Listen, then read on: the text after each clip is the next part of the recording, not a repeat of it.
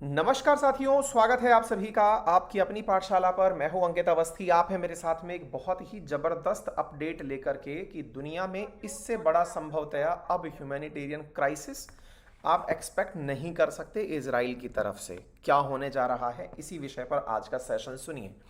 Session में है कि इजराइल की सेनाएं अब मिस्र की सीमा की तरफ बढ़ गई हैं, यानी कि राफा ये वो जगह है जहां पर अब तक सारे फिलिस्तीनी शरण लिए हुए थे। सबको झाड़ करके पूरे गाजा से जिस कॉर्नर पर लाकर छोड़ दिया था फिलिस्तीनियों को, अब इजराइल की सेनाएं यहां पहुंच गई हैं। मतलब ये सोच लीजिए कि पूरे गाजा के ऊपर से अब होकर के इजरायली सेनाएं आखिरी मुकाम तक पहुंच गई हैं।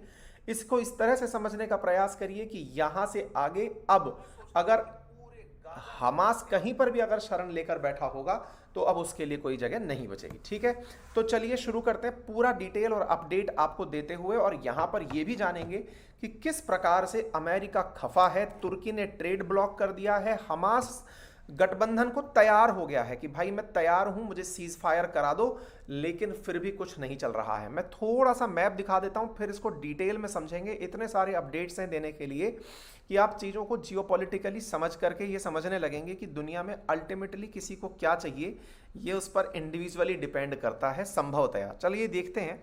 इसराइल को जब आप देखते हैं तो थोड़ा सा समझ लीजिए। शुरुआत में ये रहा वेस्ट बैंक और ये रहा गाजा। वेस्ट बैंक में रहते हैं फिलिस्तीनी और गाजा में रहते हैं फिलिस्तीनी। गाजा के अंदर से 7 अक्टूबर को निकल करके हमास के लड़ाके इसराइल पर हमला किए थे, और इसराइल पर हमला करके यहां से इजरायली लोगों को बंधक बनाकर वापस एंट्री कर गए थे। ये वाली पूरी गाजा पट्टी है जिस पर लगभग 23 लाख युद्ध से पहले फिलिस्तीनियन रहते थे। 23 लाख लोग रहा करते थे। ठीक है, अब यहां से ये जो पूरे क्षेत्र में गाजा के अंदर बसने वाले लोग थे, ये जब इजराइल ने बदला लिया तो उन्हें लौटाते लौटाते लौटाते इस एरिया तक पहुंच गए थे, एंड तक पहुंच गए थे। अब इसको ऐसे समझिए, इजराइल के साथ में अटैच ये वाला एरिया था जहां से हमला हुआ इजराइल के ऊपर हमास का। हमास के हमले के रिटेलिएशन में इजरायली फोर्सेस अंदर एंट्री करी, पहले नॉर्थ गाजा, फिर गाजा, और फिर इस प्रकार से क्रॉस करते करते फिर मिडिल एरिया पहुंचे, फिर खान यूनुस पहुंचे, और अब पहुंच चुकी है राफा। मतलब आप ये सोचिए कि पूरी इजरायली सेना उत्तर से लेकर के दक्षिण के इस कॉर्नर तक पहुंच चुकी है। आज का अपडेट ये है। ठीक है, और इस अपडेट के पीछे कितनी कीमत इजराइल चुकाएगा उसको इतना सा समझ लीजिए कि इजराइल ने अमेरिका का भी डर खत्म कर दिया है। अमेरिका ने उसे ये धमकाते हुए कहा कि मैं अब आपको गोला बारूद नहीं भेजूंगा। उसने कहा ओके, नॉट एन इशू, मत भेजिए। इसके अलावा तुर्की ने कहा हम आपसे व्यापार नहीं करेंगे। बोले कोई दिक्कत नहीं है, मत करिए। कतर ने कहा कि हम आपके साथ में, भाई ऑब्वियस सी बात है, कतर और इजिप्ट ही इस पूरे के पूरे काम को करवाने लगे हुए हैं, उनकी बात भी नहीं माने। बोले कोई बात नहीं, कुछ मत मानो, मैं जब तक खुद की संतुष्टि नहीं कर लेता युद्ध नहीं रोकूंगा। चलिए डिटेल में समझते हैं। इसके अंदर आप देख सकते हैं इजरायली सीजेस गाजा बॉर्डर, ये हेडिंग हो गई, और इस हेडिंग के साथ साथ आप यहां पर देख सकते हैं 1 लाख लोगों को इजराइल ने गाजा में कह दिया है कि राफा वाली जगह छोड़कर दूसरी जगह चले जाओ, वहां जाकर बस जाओ, मैं वहीं पर आकर के आप लोगों को संभाल लूंगा। फिलहाल के लिए यूएन मुक्त दर्शक बनकर देख ही रहा है, यूएस की भी कोई वैल्यू नहीं बच गई है, सब लोग फर्जी हैं। और ऐसी स्थिति में नेतन्याहू जो किए जा रहे हैं वो अल्टीमेटली अपने इजरायली लोगों को यह विश्वास दिलाने के लिए कि मैं अपने एक भी भाई की जीवन को यूं ही बर्बाद नहीं होने दूंगा। मेरे प्यारे साथियों, यहां पर यह सुर्खी बन चुकी है कि यूएस ने अपने एम्यूनेशन का शिपमेंट जो इजराइल जाना था उसे रोक दिया है। आपसे इसी बीच में एक सवाल पूछ रहा हूं, क्योंकि राफा बॉर्डर इजिप्ट से कनेक्ट होता है। इजिप्ट के अंदर करेंसी क्या चलती है? पाउंड चलता है, डॉलर चलता है, रुपी चलता है, दिनार चलता है। कौन सी करेंसी है? पोल में जवाब दे सकते हैं। पोल आपके कमेंट बॉक्स के अंदर विजिबल है, जाइए और आंसर दीजिए। चलिए इसी बीच में आपसे एक रिक्वेस्ट और कर लेता हूं। रिक्वेस्ट ये है कि चैनल पर नए हैं तो सब्सक्राइब कर लें। आप लोगों का सब्सक्राइबर जो रेशो है वो मैंने आपको दिखा रखा है। इसके साथ साथियों आपको एक तरफ तो ये मालूम होगा ही कि हाल ही में अमेरिका के अंदर मेजर प्रोटेस्ट चल रहे हैं कोलंबिया यूनिवर्सिटी के अंदर, कि अमेरिका क्यों कुछ नहीं कर रहा है। किसके खिलाफ? अमेरिका क्यों कुछ नहीं कर रहा है इजराइल के खिलाफ युद्ध को रुकवाने के लिए। हमने इसके ऊपर आपको ये सेशन भी किया था कि इन दिनों इजरायली पीएम पर ये प्रेशर भी क्रिएट हो रहा है कि उन्हें आईसीसी के द्वारा गिरफ्तार करवाया जा सकता है। हालांकि नेतन्याहू इस डर से एकदम परे हैं, और इन्होंने इतना करते करते हाल में थोड़े दिन पहले ही अल जजीरा बैन किया था, और अल जजीरा बैन करके अब उसका ऑफिस जो इजराइल में था उसे भी बंद कर दिया है। साथियों, अब एक व्यक्ति से मैं आपको इंट्रोडक्शन कराता हूँ। ये जो व्यक्ति आप देख रहे हैं इसका नाम है इस्माइल हानिये। ये इस्माइल हानिये फिलिस्तीन के अंदर जो हमास के लड़ाके हैं, जिसे इजराइल आतंकी कहता है, फिलिस्तीन वाले स्वतंत्रता सेनानी कहते हैं, ये वाला जो व्यक्ति है ये इस्माइल हानिये है। ये हमास का प्रमुख नेता है। इसी का ही दिमाग था कि ये लड़ाके जो थे हमास के, इन्होंने जाकर इजरायली लोगों को बंधक बना लिया और बंधक बना करके गाजा में ले आए। ये हानिये अभी तक भी नहीं झुका है। यही सबसे ज़्यादा दुनिया को समझने वाली बात है। जहां सब लोग एक तरफ इजराइल पर प्रेशर बनाने का प्रयास कर रहे हैं, वही इस्माइल हानिये अपने इतने सारे हजारों लोग मारे जाने के बावजूद, इतने सारे लाखों की संख्या में लोग भूख से मर रहे हैं, सारी की सारी दुनिया परेशान है, लेकिन ये व्यक्ति अपनी जिद पर अभी भी अड़ा हुआ है। यानी एक व्यक्ति की जिद की कीमत फिलिस्तीन के लोग चुका रहे हैं। और वो जिद लगती नेतन्याहू की है, लेकिन जो नेतन्याहू के अपोजिट खड़ा हुआ व्यक्ति है उसकी जिद भी आप देख सकते हैं। इतने स्थितियों के बावजूद भी ये व्यक्ति तुर्की से जाकर मिलता है और जाकर के उनके साथ बातचीत करता है। आप अर्दगन से मुलाकात देखते हैं। अर्दगन इसकी बातों में आते हैं और कहते हैं कि ये तो मुसलमान है और मुसलमानों के लिए मैं मसीहा हूँ।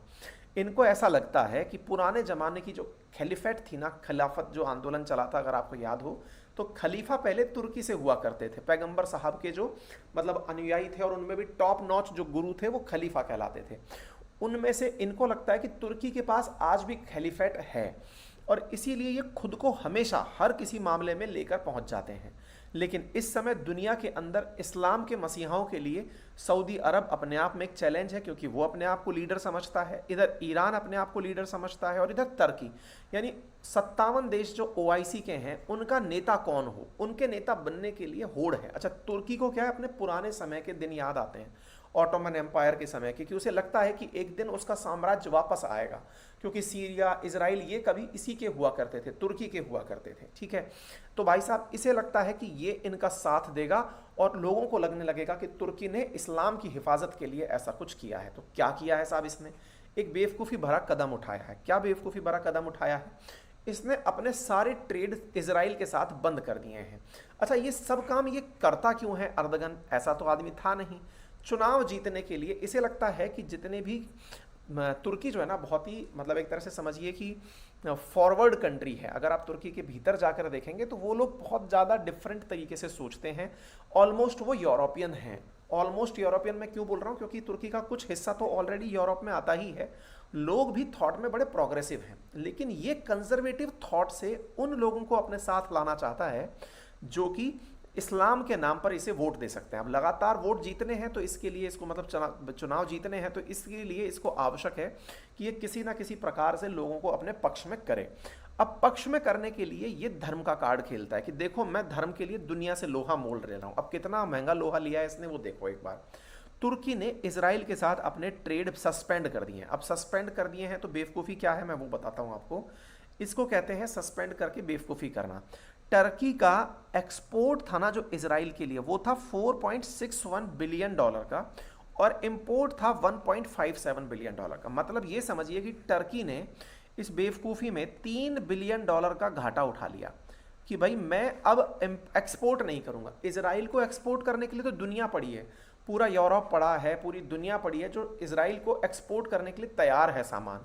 टर्की का कितना घाटा हुआ इस इस्माइल हानिये के कारण। लेकिन ये घाटा इसने कैसे बर्दाश्त किया कि नहीं साहब, इससे लगना चाहिए कि मैं इस्लाम के लिए खड़ा रहा था। खैर साहब ये खड़े रह लिए।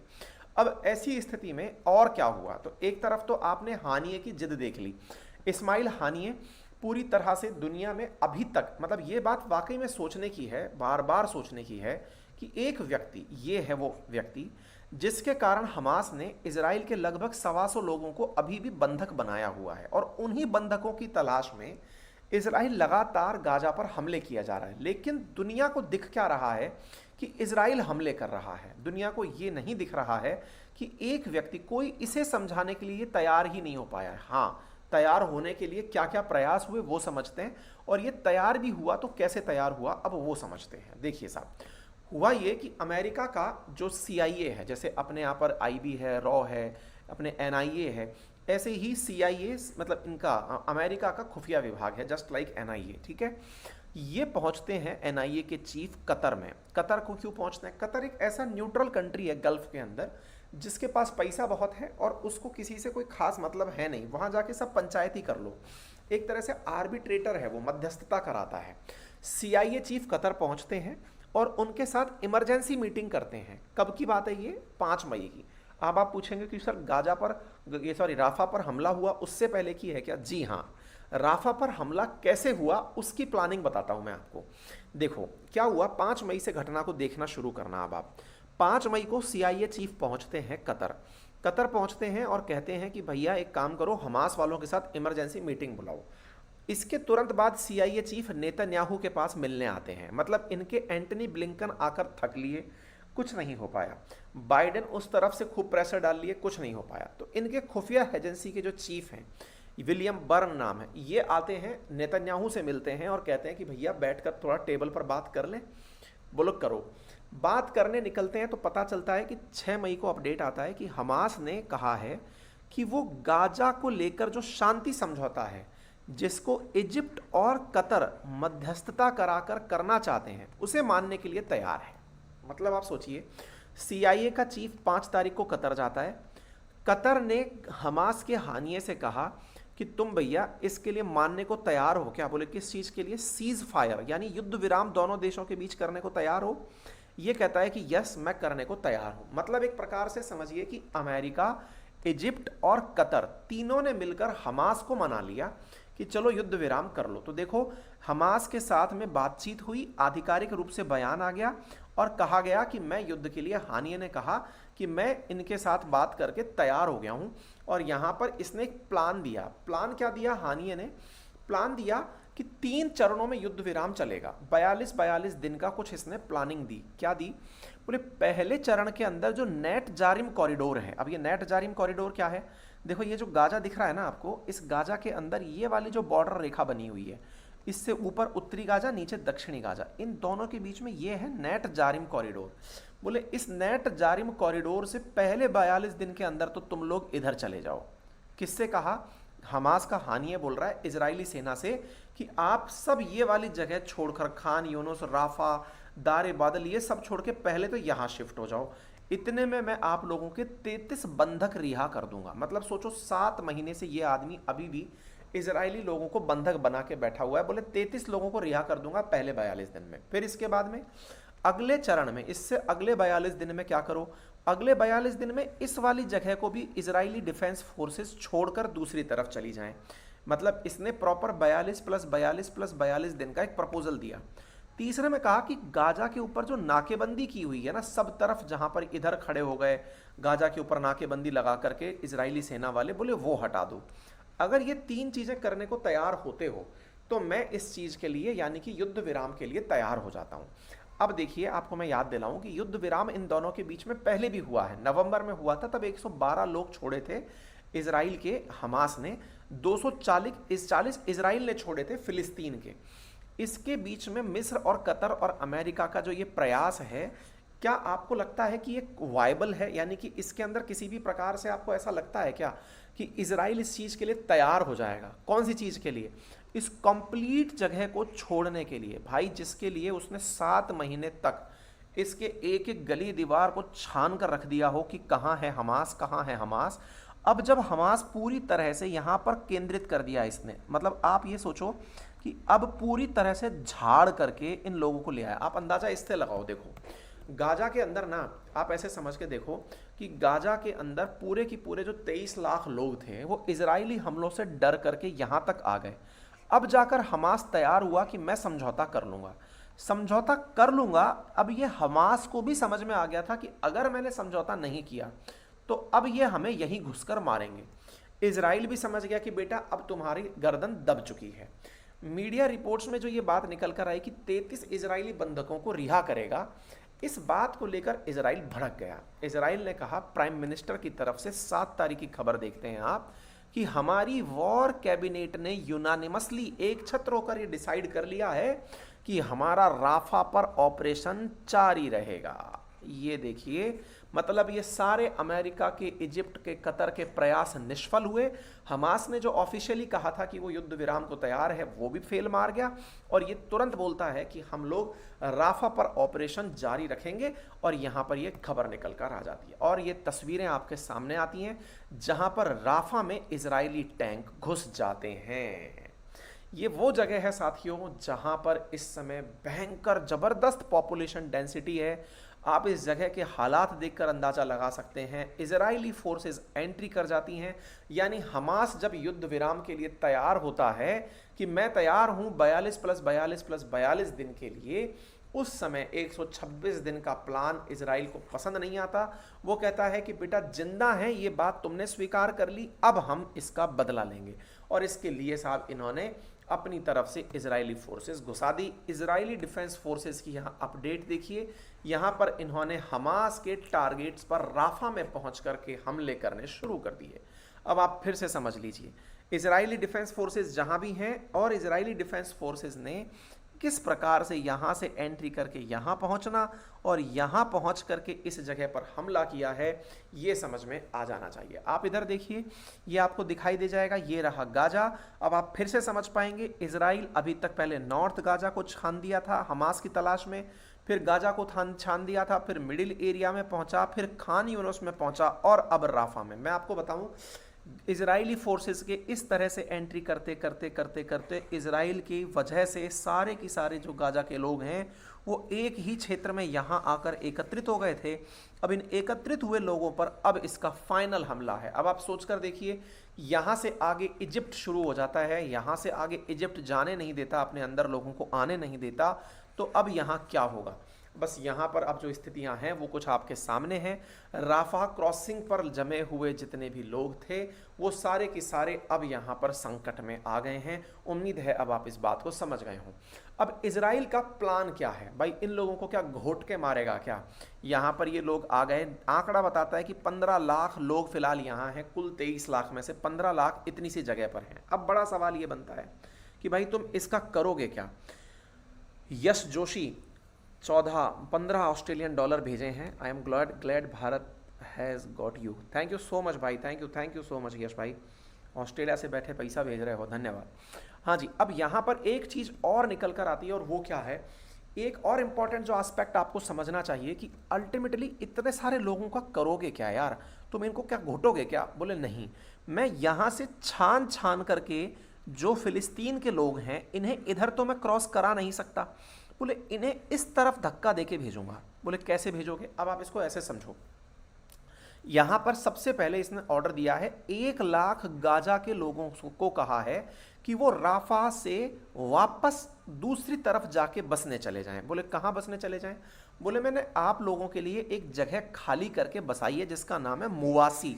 बोले मुवासी में चले जाओ, वहां पर इजरायली डिफेंस फोर्सेस ने बकायदा अस्पताल, टेंट हाउस, भोजन की व्यवस्था, पानी की व्यवस्था सब कर दी है। अब आप इसको देखो, देखो ये पूरा की पूरा गाजा रहा, यहाँ पर राफा में फंसे हुए ये लोग रहे।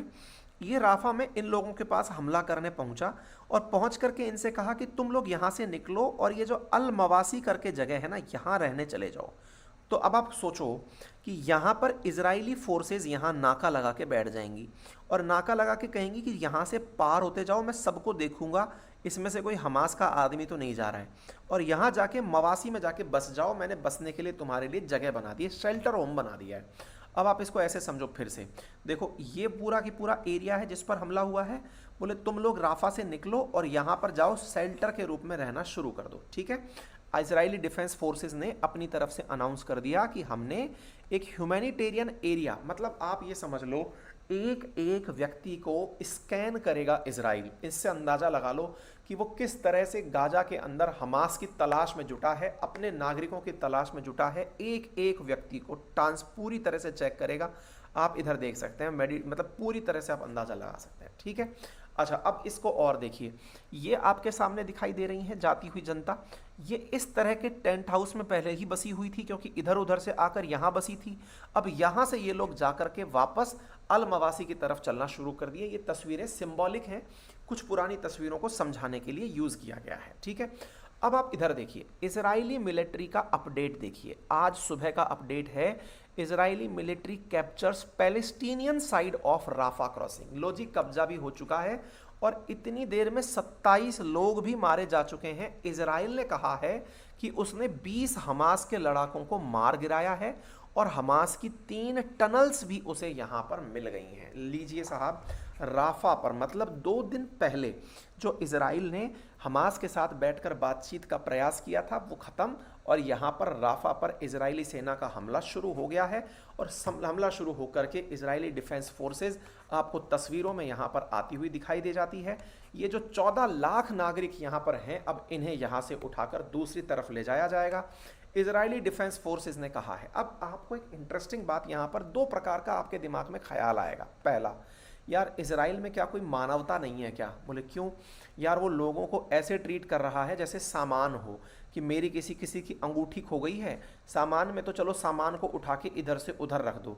इन लोगों के बीच में, यानी कि 23 लाख लोगों के बीच में 123 के आसपास इजरायली रुके हुए हैं, हमास के कब्जे में हैं, और उनकी तलाश में वो सबको तितर बितर कर दे रहा है इधर से उधर, और टैंक लेके पहुंच रहा है। एक तो आपके दिमाग में ये थॉट आएगा, और यही थॉट इस समय मीडिया में दिखाया भी जा रहा है कि देखो इजराइल कितना वाहियात और विभत्स है कि उसने इस प्रकार का कार्य कर दिया है। अमेरिका के कोलंबिया में भी प्रयास यही हो रहा है समझाने का, प्रोटेस्टर्स यही दिखा रहे हैं कि इजराइल को रोको, देखो वो क्या कर रहा है।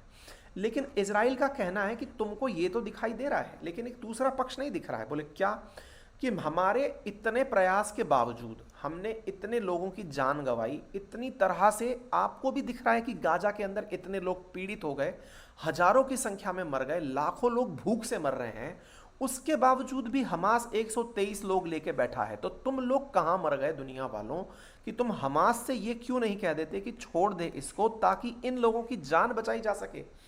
मतलब हमास इन लोगों को तो अपनी सिक्योरिटी की गारंटी के रूप में दबा के बैठा हुआ है कि मैं सुरक्षित इसलिए हूं ताकि मैं इन लोगों को जब तक कब्जे में रखूंगा मुझे वो नहीं मारेगा।